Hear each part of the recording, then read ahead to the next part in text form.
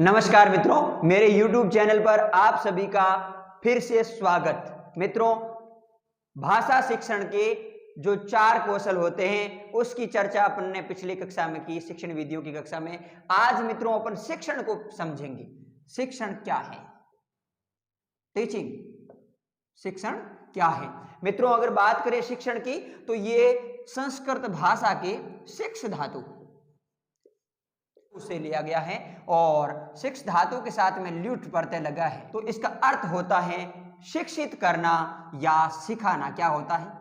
शिक्षित करना या सिखाना। नॉर्मली अपन बात करें तो एक कक्षा में अध्यापक के द्वारा जो नॉलेज बच्चों को दिया जाता है, जो बातें सिखाई जाती हैं, नैतिक बातें हो सकती हैं, एजुकेशनल बातें होती हैं, जो भी सिखाया जाता है वो आपके शिक्षण कहलाता है। यानी शिक्षण मतलब सिखाना या शिक्षित करना। मित्रों, बात करें ये एक निश्चित प्रक्रिया के तहत होता है। क्या होता है?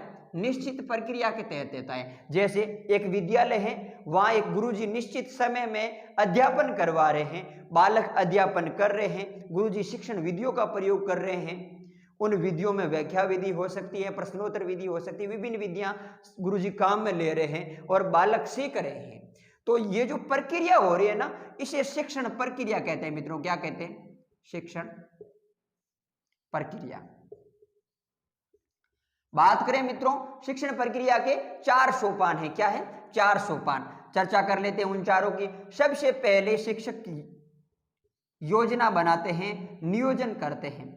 नियोजन या योजना, जैसे अपन पाठ योजना बनाते हैं ना मित्रों, आपने बीएड और एसटीसी के दौरान बनाई है, पाठ योजनाएं बनाते हैं शिक्षक। उसके बाद में निर्देशन देते हैं विद्यार्थियों को। कक्षा जब चला रहे होते हैं, कक्षा शुरू हो जाता है तो अध्यापक बालकों को पढ़ा रहे होते हैं। बालक जो पढ़ रहे होते हैं वो अध्यापक के निर्देशन में पढ़ रहे होते हैं। उसके बाद में अध्यापक जी ने पढ़ाने के बाद में जब पीरियड अंत हो रहा हो, साप्ताहिक अंत हो रहा हो, तो गुरुजी एक मूल्यांकन करते हैं। मित्रों, क्या करते हैं? मूल्यांकन करते हैं, बालकों का मापन करते हैं कि मैंने जो चीजें सिखाई हैं, मैंने जो अध्यापन करवाया है, बालकों ने उसमें से क्या कुछ सीखा है, क्या कुछ नहीं सीखा है। यानी कि ये मापन, और चौथा कहें तो ये मूल्यांकन। मूल्यांकन मापन गुरुजी टेस्टों के रूप में समय समय पर करते हैं और मूल्यांकन ये परीक्षा के रूप में चलता रहता है। इस तरह से आपके ये टीचिंग की प्रक्रिया चलती है मित्रों। अब बात करें मित्रों शिक्षण की अर्थ को समझ लेते हैं, संकुचित अर्थ को। अपन ने अर्थ समझ लिया कि शिक्षण का मतलब शिक्षित करना होता है। बात करें मित्रों शिक्षण के संकुचित अर्थ की।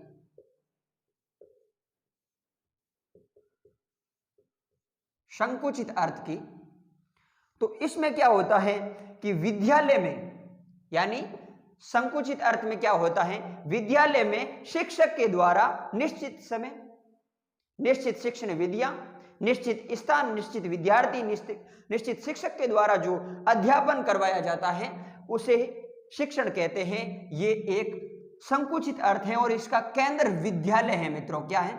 केंद्र विद्यालय है। बात करें इसमें प्रमुख कौन होता है? प्रमुख होते हैं गुरुजी, शिक्षक प्रमुख होते हैं। और मित्रों बात करें गौण कौन होता है, तो गौण होता है आपका विद्यार्थी। कौन होता है?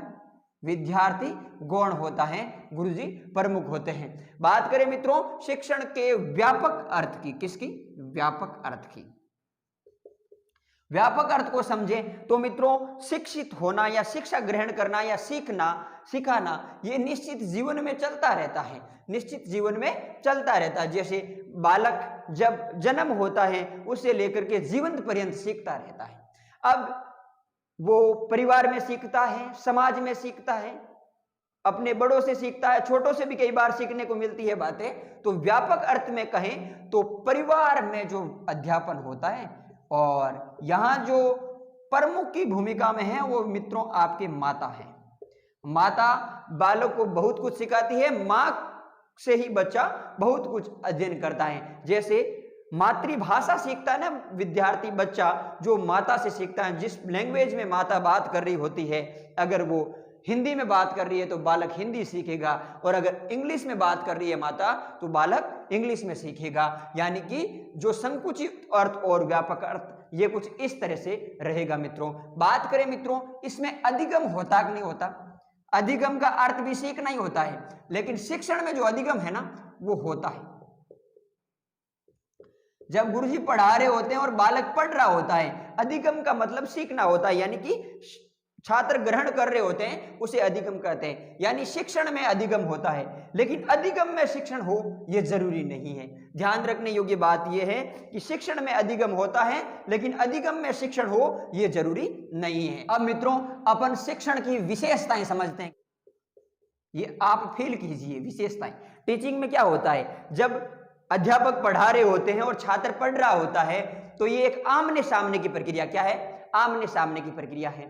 बात करें मित्रों, ये एक विकासात्मक प्रक्रिया है। आप जैसे ये शिक्षण विधि पढ़ रहे हो, बतौर विद्यार्थी आप अध्ययन कर रहे हैं, मैं बतौर शिक्षक आपके सामने सम्मुख उपस्थित हूं, तो आप विकासात्मक कार्य कर रहे हो। इससे पहले माना कि आपको इतनी पूर्णता नहीं हो, यह देखने के बाद में आपको पूर्णता आ जाए। आप जब अध्यापक बन जाएंगे और आप मेरी जगह विद्यार्थियों को पढ़ा रहे होंगे, और जो विद्यार्थी सीखेगा, यानी कि ये एक आमने सामने की प्रक्रिया।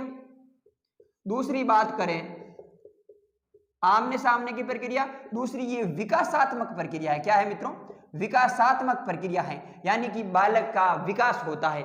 इसके अलावा शिक्षण औपचारिक और अनौपचारिक दोनों तरीकों से हो सकता है। औपचारिक रूप से शिक्षण होता है और अनौपचारिक रूप से भी होता है, अनौपचारिक रूप से भी होता है। अनौपचारिक रूप से कैसे होता है, जैसे सोसाइटी में कोई कार्यक्रम है और बालक वहां से, विद्यार्थी वहां से, व्यक्ति वहां से कुछ भी सीख रहा है, तो वो अनौपचारिक शिक्षण हो गया। अब बात करें मित्रों, ये एक मनोवैज्ञानिक प्रक्रिया है। क्या है मित्रों, मनोवैज्ञानिक प्रक्रिया। मनोवैज्ञानिक प्रक्रिया कैसे है, क्योंकि ये मस्तिष्क से रिलेटेड है। शिक्षण जो भी हो रहा है ना, आपको शिक्षण कराया जा रहा है, ये मस्तिष्क से जुड़ी हुई चीजें, इसलिए मनोवैज्ञानिक प्रक्रिया है। बात करें मित्रों, शिक्षण अपने आप में कौशलपूर्ण है। क्या है, कौशलपूर्ण। बालक जब विद्यालय में अध्ययन कर रहा होता है तो कई कौशल सीखता है।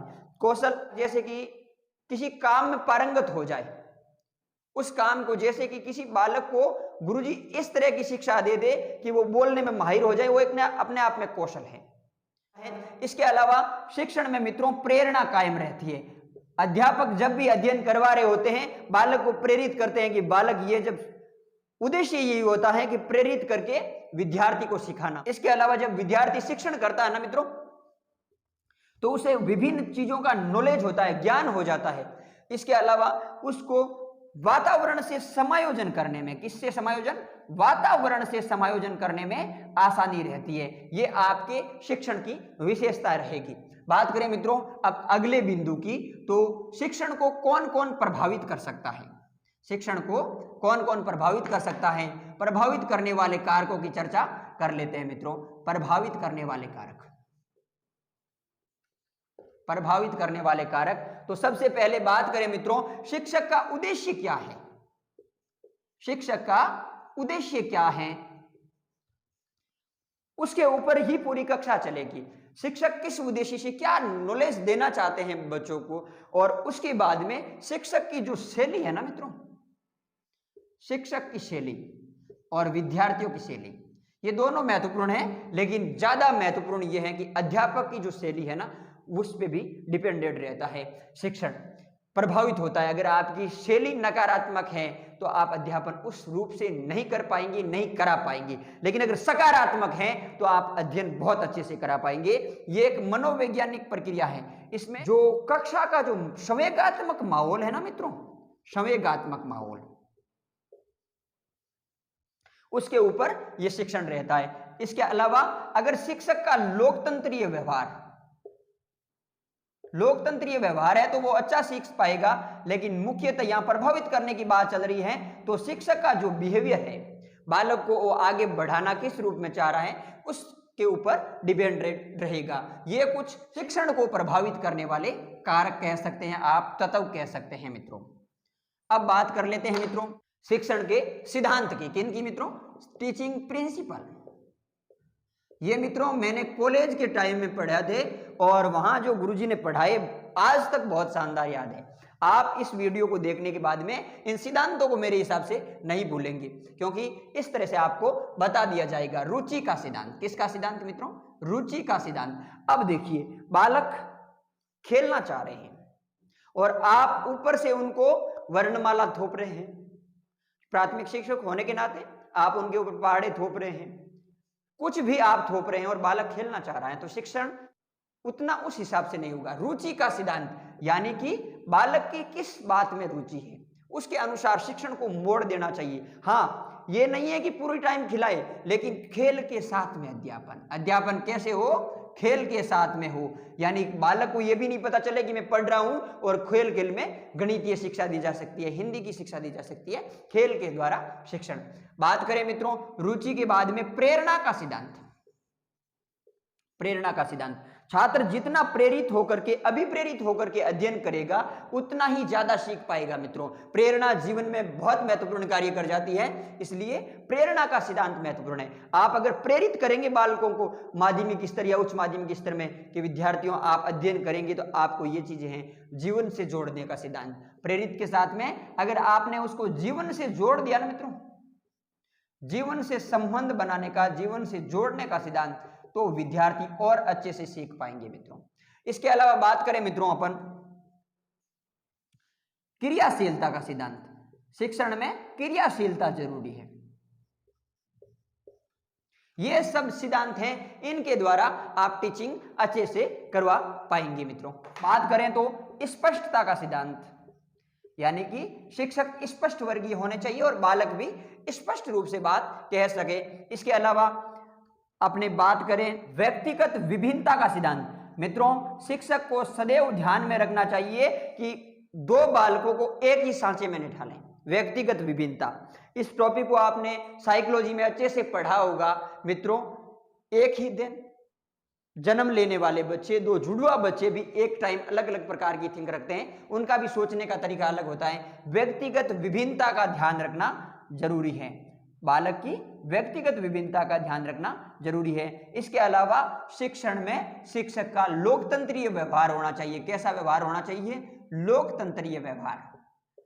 अगर शिक्षक का लोकतंत्रीय व्यवहार है ना, तो विद्यार्थी बहुत अच्छे से समझ पाएंगे। ये कुछ शिक्षण के सिद्धांत रहते हैं मित्रों, अगर इनका अपन उपयोग करें शिक्षण में तो शिक्षण बहुत अच्छे से किया जा सकता है, शिक्षण आनंदपूर्ण हो जाता है, रुचिपूर्ण हो जाता है। अब बात करें मित्रों शिक्षण के कुछ सूत्र हैं उनकी, तो सबसे पहले ज्ञात से अज्ञात की ओर, ज्ञात से अज्ञात की ओर। मित्रों इस शिक्षण सूत्र में क्या होता है? बालक को जो चीजें ज्ञात हैं उनको पहले बताते हुए नई चीजें जोड़ दी जाती हैं और पढ़ाया जाता है। इस प्रकार का ये जो सूत्र है मित्रों, ये प्रीम्बल यानी प्रस्तावना में सबसे ज्यादा उपयोग लिया जाता है। ज्ञात चीजें पहले बताई जाती है बालकों को और फिर अज्ञात चीजें। इसी तरह सरल से कठिन, सरलात कठिनाम प्रति, सरल से कठिन की ओर, सरल से कठिन। इसके अलावा जैसे पूर्ण से अंश की ओर। मित्रों सरल पहले बताएं और कठिन बाद में, पूर्ण से अंश की ओर। विश्लेषण से संश्लेषण की ओर, यानी कि पहली चीजें विश्लेषित कर दी जाएं और फिर धीरे धीरे कम कर दी जाएं, जोड़ दी जाएं, विश्लेषण से संश्लेषण की ओर। इसके अलावा बात करें मित्रों आपके विशिष्ट से सामान्य की ओर, विशिष्ट से सामान्य की ओर। इसी तरह बात करें मित्रों आगमन से निगमन की ओर, यानी कि पहले उदाहरण दिए जाए बालक को, उसके बाद में नियम बताया जाए। इस तरह से ये आपके शिक्षण सूत्र रहेंगे। मित्रों आज की कक्षा में अपन ने शिक्षण प्रकरण समझा, आपको कैसा लगा वीडियो के कमेंट बॉक्स में जरूर बताइएगा। वीडियो पूर्ण रूप से देखा इसके लिए शुक्रिया।